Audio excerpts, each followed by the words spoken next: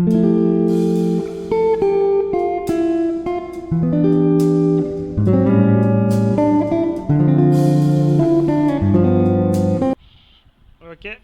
அனைவருக்கும் இனிய மாலை வணக்கம். ஸோ இந்த வைனுப்பாவை பற்றி ஒரு உரையாற்றுறதுக்கு ஒரு அரிய வாய்ப்பு இந்த நிகழ்ச்சியில் வழங்கியிருக்கோம். ஸோ அதில் ஒரு வைனுப்பாவை பார்த்தோம்னா, ஸோ ஒரு இந்தியன் அஸ்ட்ரானமியில் ஒரு மிகப்பெரிய ஒரு மாற்றத்தை ஏற்படுத்தினார். ஸோ அவருடைய பிறந்த நாள் தான் இன்று நாம் ஒரு 10 ஆனிவர்சரியை நம்ம கொண்டாடிட்டு இருக்கோம். ஸோ இந்தியாவினுடைய அஸ்ட்ரானமிக்கில் ஒரு நிறையா கண்டுபிடிப்பு நிகழ்த்துறதுக்கு ஸோ ஒரு முக்கியமான காரணமாக இருந்தார் வைனுப்பாப்பா அவர்கள். ஸோ இவர் பார்த்தோம்னா ஆகஸ்ட் 10, 1927, இப்போ முன்னாடி மெட்ராஸ்னு இருந்தது, இப்போ சென்னை. ஸோ அங்கே தான் அவர் பிறந்தார்.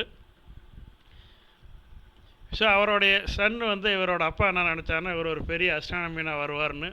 ஸோ அப்போவே நிசோமா அப்சர்வேட்டரிக்கெலாம் ஹைதராபாத்தில், ஸோ அங்கெல்லாம் போய் நிறைய ஆராய்ச்சி பண்ணாங்க. அதை சுற்றிலும் அந்த காஸ்மாஸ் பற்றி நிறைய ஆராய்ச்சிலாம் நடந்துச்சு. ஸோ இவருடைய பேஷனே பார்த்தோம்னா அதனுடைய டெடிகேட்டட் டீச்சர் ஃபேமிலி. ஸோ இதனால் அவருக்கு அஸ்ட்ரானமியில் நிறைய ஆர்வமெல்லாம் வந்துச்சு. இவர் நம்ம திருச்சியை சார்ந்த சர் சி வி ராமன் அவர்களும், so Homi Bhabha, so father of nuclear எனர்ஜின்னு சொல்லுவோம் இந்தியாவுக்கு. ஸோ இவங்க 2 பேர்த்தோடைய ரிசர்ச்சில் இவர் ரொம்ப ஆர்வம் ஸோ ஒரு உத்வேகம் ஸோ அதனால் சயின்ஸ் பக்கம் இவர் ரொம்ப ஈர்க்கப்பட்டார். இவரும் அதை தொடர்ந்து சயின்டிஸ்ட் அவருக்கு இது ஒரு உத்வேகமாக இருந்துச்சு. ஸோ இவர் பார்த்தோம்னா ஒரு இந்தியன் பிசிசிஸ்டாக இருந்தார். ஸோ அஸ்ட்ரானமி ஃபீல்டில் இவர் நிறையா கான்ட்ரிபியூட் பண்ணியிருக்கார். ஸோ இதில் பார்த்தோம்னா வைனுப்பாப்பா அப்சர்வேட்டரி முக்கியமாக சொன்ன போனோம்னா இப்போ காவலூரில் இருக்குது, நம்ம தமிழ்நாட்டில் தான். ஸோ திருப்பத்தூர் மாவட்டம். ஸோ திருப்பத்தூர் மாவட்டத்தில் காவலூர்னு ஒரு இடம் இருக்குது, அதாவது ஜவ்வாது மலை இருக்குது. அந்த ஜவ்வாது மலையில் தான் வைனுப்பாப்பா அப்சர்வேட்டரின்னு ஒன்று இவர் தான் அமைச்சார். ஸோ அதில் நிறையா கான்ட்ரிபியூஷன் அஸ்ட்ரானமி சம்மந்தமான நிறைய ஆராய்ச்சிகள் அங்கே நடந்துக்கிட்டு இருக்குது. ஸோ அந்த நிறைய ஆராய்ச்சி நடத்துறதுக்கு இவர் ஒரு ஆரம்ப புள்ளியாக இருந்தார். ஸோ அதனால் இவரை கௌரவிக்கும் விதமாக தான் அதுக்கு பேர் வைனுப்பாப்பா அப்சர்வேட்டரின்னு வச்சோம். ஸோ முதல்ல அதை ஆரம்பிக்கும் போது காவலூர் அப்சர்வேட்டரி என்று தான் பெயர் இருந்துச்சு இவர் ஆரம்பிக்கும் போது. ஸோ இவர் நிறையா கான்ட்ரிபியூஷன் பண்ணனால இவரோட நினைவாக அந்த அப்சர்வேட்டரியை வைனுப்பாபு அப்சர்வேட்டரின்னு பேரை மாற்றினாங்க பின்னால். ஸோ அந்த வைனுப்பாபா அப்சர்வேட்டரி எங்கே இருக்குன்னா, ஸோ அந்த காவலூர் ஜவ்வாது மலையில் இருக்குது. ஸோ இதில் இந்தியாவுடைய ஒரு லார்ஜஸ்ட் அஸ்ட்ரானமிக்கல் டெலஸ்கோப் இங்கே தான் இருக்குது. ஸோ இந்தியாவில் மட்டும் கிடையாது, ஆசியாவிலேயே 2வது மிகப்பெரிய டெலஸ்கோப்பு இங்கே தான் இருக்குது. ஸோ 2.34 மீட்டர் அப்ராச்சர் கொண்ட அந்த டெலஸ்கோப் அங்கே இருக்குது. ஸோ இது அமைக்கும்போது பார்த்தோம்னா ஆசியாவிலேயே மிகப்பெரிய டெலஸ்கோப் இங்கே தான் இருந்துச்சு. ஸோ அதன் பிறகு சைனாவில் இதோட ஒரு பெரிய டெலஸ்கோப் அமைச்சதுனால இப்போதைக்கு ஆசியாவில் ஒரு 2வது மிகப்பெரிய டெலஸ்கோப்பாகவும், ஸோ இந்தியாவில் உள்ள ஒரு மிகப்பெரிய டெலஸ்கோப்பாகவும் இந்த வைனுப்பாப்பா அப்சர்வேட்டரியில் தான் ஒரு டெலஸ்கோப் இருக்குது. ஸோ இதில் இவர் வைனுப்பாப்பா நிறையா கான்ட்ரிபியூஷன் பண்ணார். ஸோ இதில் என்னென்னா, அவரோட வைனுப்பாப்போட ஏர்லியர் கேரியரில் 1960 ஸோ ஒரு கொடைக்கானல் அப்சர்வேட்டரியோடைய டைரக்டராக இருந்திருக்கார். ஸோ நம்ம கொடைக்கானலில் தெரிக்க நல்லா கொடைக்கானலுக்கு நிறைய எல்லாம் டூர் போயிருப்போம். அந்த கொடைக்கானலோட அந்த மலை உச்சியில் பார்த்தோம்னா சோலார் அப்சர்வேட்டரின்னு ஒன்று இருக்குது. ஸோ அந்த அப்சர்வேட்டரியோட பற்றி என்ன சொல்ல போனோம்னா, ஸோ உலகத்திலேயே 125 வருடமாக இந்த சூரியனை பற்றி ஆராய்ச்சி செஞ்சு அந்த 125 வருடத்தினுடைய டேட்டாவும் உலகத்திலேயே நம்ம கொடைக்கானல் சோலார் அப்சர்வேட்டரியில் மட்டும்தான் இருக்குது, வேறு எங்கேயும் கிடையாது. ஸோ மற்ற யூரோப்பிய நாடுகளில் கூட ஒரு 100 வருஷ ரெக்கார்டு தான் இருக்குது. 125 வருஷ ரெக்கார்டு, அதாவது ஒவ்வொரு நாளும் பார்த்தோம்னா அங்கே ஒரு 5-6 விதமான தொலைநோக்கிகள் இருக்குது. ஸோ கொடைக்கானல் சோலார் அப்சர்வேட்டரியில். ஸோ போன வாரம் கூட நாங்கள் ஒரு 2 நாள் ஒர்க் ஷாப் அங்கே அட்டன் பண்ணிட்டு வந்தோம். ஸோ அதில் என்ன, ஒவ்வொரு நாளும் அந்த சூரியனோட புகைப்படம் எடுத்து அதனோட கொரோனா லேயர் என்ன, அதனோட ஃபோட்டோஸ்பேரில் என்ன மாற்றம் இருக்குது, குரோமோஸ்பேரில் என்ன மாற்றம் இருக்குது, அந்த சூரியனோட கரும்புள்ளி என்ன இருக்குது, அதனோட கதிர்வீச்சில் என்ன மாற்றம் இருக்குது, அதில் வர வேவ்லென்த்தில் என்ன மாற்றம் இருக்குது. ஸோ இந்த மாதிரி ஒவ்வொரு நாளும் அந்த சூரியனை பற்றின எல்லா ஆராய்ச்சியும் அந்த கொடைக்கானல் சோலார் அப்சர்வேட்டரியில் நடந்துக்கிட்டே இருக்குது. ஸோ இந்த மாதிரி 125 வருஷமாக நடந்து ஒரு விழாவை கொண்டாடினாங்க. அது நினைவாக ஒரு சிறப்பு தபால் அஞ்சலும் வெளியிட்டிருக்காங்க இந்திய போஸ்டல் டிபார்ட்மெண்ட்லேருந்து. ஸோ அங்கே ஒரு டைரக்டராக 1960 டைரக்டராக ஒர்க் பண்ணார். ஸோ அங்கே ஒர்க் பண்ணையில் தான் அவர் காவலரை செலக்ட் பண்ணார். அந்த ஜவ்வாது கில்லில் ஒரு புதுசாக ஒரு அப்சர்வேட்டரி அமைக்கலாம், ஸோ அங்கே வந்து கிளியர் ஸ்கை இருக்கும், அந்த லைட் பொல்யூஷன்லாம் கம்மியாக இருக்கும். ஸோ எதுக்காக அந்த மாதிரி அப்சர்வேட்டரி நிறைய அமைக்கிறாங்கன்னா, மலையில் அமைக்கிறதுக்கு முக்கிய காரணம், ஸோ நம்ம கிராமத்தில் போய் வானத்தை உத்து பார்த்தோம்னா ஸோ நிறைய நட்சத்திரங்களை பார்க்க முடியும். ஸோ இதே ஒரு டவுனில் ஒரு சிட்டி சைடில் போய் வானத்தை பார்த்தோம்னா ஸோ அங்கே குறைவான நட்சத்திரம் தான் தெரியும். ஸோ அதுக்கு காரணம் பார்த்தோம்னா அங்கே நிறையா ஏர் பொல்யூஷன் அதிகமாக இருக்குது, லைட் பொல்யூஷன் வெளிச்சம் அதிகமாக இருக்குது. அதனால் வானத்தை பார்க்கும்போது நமக்கு தெளிவாக தெரியாது. ஸோ இதே லைட்டே இல்லாத பொல்யூஷன், லைட் பொல்யூஷனும் ஏர் பொல்யூஷனும் இல்லாத இடத்துலேருந்து வானத்தை விட்டு நோக்கும்போது ஸோ வானத்தில் உள்ள தெளிவாக நாம் பார்க்க முடியும். ஸோ இதனால தான் ஒரு மிகப்பெரிய மலையிலையும் அங்கே லைட்டே யூஸ் பண்ணாத, லைட் பொல்யூஷன் இல்லாத இடமா பார்த்து இந்த அப்சர்வேட்டரி அமைச்சிக்கிட்டு இருக்காங்க. ஸோ இப்போ காஷ்மீருக்கு பக்கத்தில் கூட லடாக்லாம் ஸோ இந்த மாதிரி அப்சர்வேட்டரி அமைச்சிக்கிட்டு இருக்காங்க.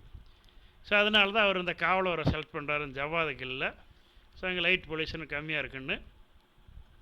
ஸோ அந்த காவலூர் அப்சர்வேட்டரியில் 1968 ஒரு 38 சென்டிமீட்ரு டெலஸ்கோப்பை வந்து அங்கே அமைச்சு ஸோ இந்தியானோட அஸ்ட்ரானமிலே ஒரு புதிய தொடக்கத்தை அங்கே ஏற்படுத்தி வைத்தார் வைனு பாப்பா அவர்கள். ஸோ இப்போ இந்த காவலூர் அப்சர்வேட்டரி எடுத்துட்டோம்னா அவர் நிறையா கான்ட்ரிபியூட் பண்ணார். ஸோ 1968 அதை வந்து இன்னாகரேட் பண்ணாங்க அந்த டெலஸ்கோப்பு. ஸோ 38 சென்டிமீட்டர் அப்ரேச்சர் உள்ள டெலஸ்கோப்பு தான் முதல்ல அங்கே அமைச்சாங்க காவலூரில்.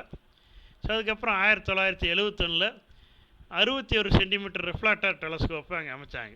ஸோ அந்த டெலஸ்கோப் வழியாக ஆராய்ச்சி பண்ணி தான் இந்த ஜூபிட்டர், வியாழன்கோள் என்று சொல்லுவோம், அதனுடைய அட்மாஸ்பியரில் என்னென்ன மாற்றங்கள் இருக்குது அப்படிங்கிறத அப்சர்வ் பண்ணி அதில் நிறையா கண்டுபிடிச்சிருக்காங்க.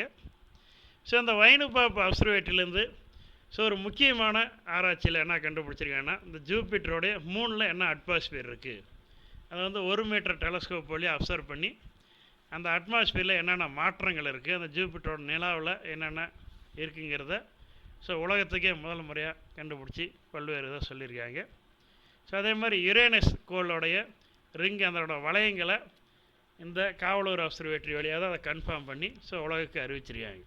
ஸோ அதனோட அவுட்டர் சோலார் சிஸ்டத்தில் அது எப்படி ரிங் இருக்குது. அதே மாதிரி 1984 இந்த சனிக்கோள் அதனுடைய அந்த பெயிண்ட் ரிங்கையும் இந்த காவலூர் அப்சர்வேட்டரியிலேருந்து தான் கண்டுபிடிச்சாங்க. அந்த ரிங் எவ்வாறு இருக்குது, ஸோ அதனோட லேயர் எப்படி இருக்குங்கிறதையும் இந்த காவலூர் வழியாக இதெல்லாம் உலகிற்கே முதல் முறையாக இந்த காவலூர்லேருந்து கண்டுபிடிச்சி அறிவித்த ஒரு முக்கியமான விஷயங்கள். ஸோ அதே மாதிரி இந்த காவலூர் அப்சர்வேட்டரியிலேருந்து ஸோ பிப்ரவரி 17, 1988 ஒரு மைனர் பிளான்ட், அதாவது குறுங்கோள் என்று சொல்லுவோம், அந்த குறுங்கோளை பார்த்தோம்னா ராஜமோகன் என்பவர் வைனு பாபு அப்சர்வேட்டரி வழியாக ஆராய்ச்சி பண்ணி அந்த குறுங்கோளை கண்டுபிடிச்சார். ஸோ அது வந்து ஒரு இந்தியன் அஸ்ட்ரானமிலே ஒரு முக்கியமான விஷயம். ஸோ நம்ம இந்தியாவை சேர்ந்த, அதுவும் நம்ம தமிழ்நாட்டில் காவலூர்லேருந்து ஒரு குறுங்கோளை கண்டுபிடிச்சிருக்காங்கிறது இந்த 20வது செஞ்சுரியிலேயே இந்த ஒரு குறுங்கோளை கண்டுபிடிச்சி அது முதல் நிகழ்வு இதுதான். ஸோ அந்த கோளை கௌரவிக்கும் விதமாக நம்ம ராமானுஜம் மேத்தமெட்டிக்கல் ஈரோட்டில் கும்பகோணத்தில் பிறந்து ஈரோட்டில் வளர்ந்தார் சீனிவாச ராமானுஜம். அவரை கௌரவிக்கும் விதமாக அந்த குறுங்கோளோட பேர் ஸோ 4130 ராமானுஜம் அப்படின்னு அந்த குறுங்கோளுக்கு பேர் வச்சிருக்காங்க. ஸோ அவருடைய இந்த குறுங்கோள் வந்து இந்த காவலூர் அப்சர்வேட்டரி வழியாக கண்டுபிடிச்சது. ஸோ இந்த அப்சர்வேட்டரியில் பார்த்தோம்னா ஸோ நிறைய இம்பேக்ட் இந்தியன் அஸ்ட்ரானமியில் நிறைய ஏற்பட்டிருக்கு. ஸோ ஒரு வைனு பாப்பாவோட விஷன் பார்த்தோம்னா அது வந்து வெரி வேர்ல்டு கிளாஸ் இன்ஃப்ராஸ்ட்ரக்சர் ரிசர்ச்சில் கொண்டு வரணுங்கிறதுக்காக தான் ஸோ இந்த ஐஏஏவில் ஸோ நிறைய நிறுவனங்கள் நிறுவி ஸோ அதை வந்து டெவலப் பண்ணார். குறிப்பாக ஐஏஏவில் அந்த காவலூர் அப்சர்வேட்டரியில் நிறையா டெவலப்மெண்ட்டை கொண்டு வந்தார். அதே மாதிரி நியூ ஜென்ரேஷன் இந்தியன் அஸ்ட்ரானமியரை நிறையா பேர் உருவாக்குறதுக்கு நிறையா பாடுபட்டார். ஸோ குளோபல் வழியாக ஸோ உலக அளவில் இந்த அஸ்ட்ரானமிக்கல் நாலேஜ் நிறையா ஷேர் பண்ணி ஸோ நிறையா இது கண்டுபிடிப்புக்கு உதவுச்சு. அதே மாதிரி இன்டர்நேஷ்னல் அஸ்ட்ரானமிக்கல் மேப்பு ஸோ அது இந்தியா வழியாக நிறையா கண்டுபிடிப்பு வரும்போது ஸோ உலக அளவில் மிகுந்த கவனத்தை கொண்டு வந்தது. ஸோ அதுக்கும் இவர் முக்கியமான பங்களிப்பை ஏற்படுத்தினார். ஸோ இந்த காவலூர் அப்சர்வேட்டரி பார்த்தோம்னா இங்கே பப்ளிக்கு அலோவ் பண்ணுறாங்க. ஸோ ஒவ்வொரு வாரமும் சனிக்கிழமை மட்டும்தான் அலோவ் பண்ணாங்க, மற்ற நாளில் பப்ளிக் யாரும் உள்ள அலோவ் பண்ண மாட்டாங்க. ஸோ அங்கே வந்து ஒரு 2:30 மணிக்கு உள்ள என்ட்ரி பண்ணுறதுக்கு அலோவ் பண்ணாங்க. ஒரு 50 ரூபாய் என்னமோ சார்ஜ் பண்ணாங்க. ஸோ அங்கே போனோம்னா சனிக்கிழமை ஸோ அங்கே உள்ளே கூப்பிட்டு போய் அந்த டெலஸ்கோப் எல்லாமே சுற்றி காட்டுவாங்க. அதே மாதிரி 6லேருந்து 10 மணி வரைக்கும் பார்த்தோம்னா அங்கே ஒரு டெலஸ்கோப் வழியாக இந்த ஸ்கையை வாட்ச் பண்ணி பிளானெட்டு 3 இதெல்லாம் நேரடியாக பார்க்கறக்கும் பொதுமக்களுக்கு அனுமதி உண்டு. சனிக்கிழமை மதியத்தில் மட்டுமே இங்கே அனுமதி உண்டு. மற்ற நாட்களில் யாரும் உள்ளே போக முடியாது. ஸோ ஒரு ஸ்பெஷலாக ஒர்க் ஷாப் இந்த மாதிரி ஏதாவது கேட்டு பர்மிஷன் வாங்கியிருந்தால் மற்ற டைமில் அலோவ் பண்ணுவாங்க. ஸோ இங்கே போய் இதெல்லாம் பார்க்குறது மூலிமா நம்ம இளைஞர்களை இதனால் ஊக்குவிக்க முடியும். ஸோ நம்ம பள்ளி கல்லூரி மாணவர்கள் கூட நாம் நிறைய உரையாடிக்கிட்டு இருக்கோம். ஸோ அவர்களை இந்த மாதிரி காவலூர் அப்சர்வேட்டரியாக இருக்கட்டும் அல்லது கொடைக்கானல் சோலார் அப்சர்வேட்டரியாக இருக்கட்டும், ஸோ உலக அளவில் இது ரொம்ப ஃபேமஸானது. ஸோ இங்கெல்லாம் கூப்பிட்டு போய் இந்த மாதிரி நம்ம சயின்டிஸ்ட்லாம் எவ்வளோ கான்ட்ரிபியூட் பண்ணியிருக்காங்க, ஸோ இந்த மாதிரி தகவலை அவங்ககிட்ட சொல்லி ஸோ இங்கே போய் பார்த்துட்டு வர்ற மூலிமா ஸோ அவங்களுக்கு அறிவியலில் ஒரு ஆர்வம் அதிகரிக்கும்.